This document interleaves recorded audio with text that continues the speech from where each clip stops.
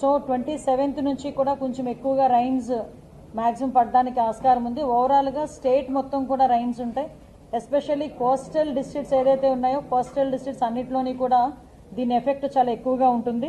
కాబట్టి ఇది ఇంచుమించుగా ఒక 100 kmph అంటే గాలి అంటే విండ్ కూడా ఇంచుమించుగా 100 kmphతో రావడం జరుగుతుందండి. కాబట్టి దీన్ని కొంచెం తీవ్రంగానే పరిగణించి దీన్ని కొంచెం సీరియస్గానే తీసుకొని స్టేట్ గవర్నమెంట్ ఆల్ హెచ్ఓడీస్కి కూడా ఇన్స్ట్రక్షన్స్ కూడా ఇవ్వడం జరిగింది.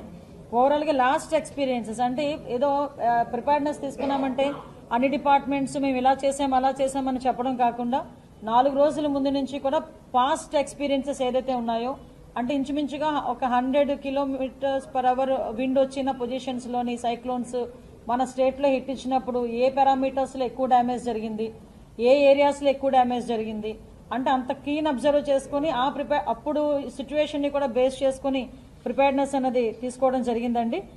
అంటే ఓవరాల్గా చూసుకుంటే లాస్ట్ మనకి హుద్ టైంలో 185 kmph నుంచి 200 kmph వరకు మనకి విండ్ పొజిషన్ ఉండేది.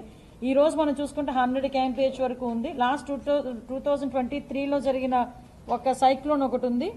దాంట్లో మాత్రమే మనకి ఇంచుమించుగా 120-100 kmph విండ్ మనకు వచ్చింది. సో ఇప్పుడు అవన్నీ కూడా బ్యారేజ్ వేసుకొని వాటన్నిటినీ కూడా ఒక కేస్ స్టడీస్ కింద తీసుకొని ఫర్దర్గా ఎటువంటి ఇబ్బందులు రాకుండా చూసుకునే బాధ్యత గవర్నమెంట్ స్టేట్ గవర్నమెంట్ చాలా సీరియస్గా తీసుకున్నారు.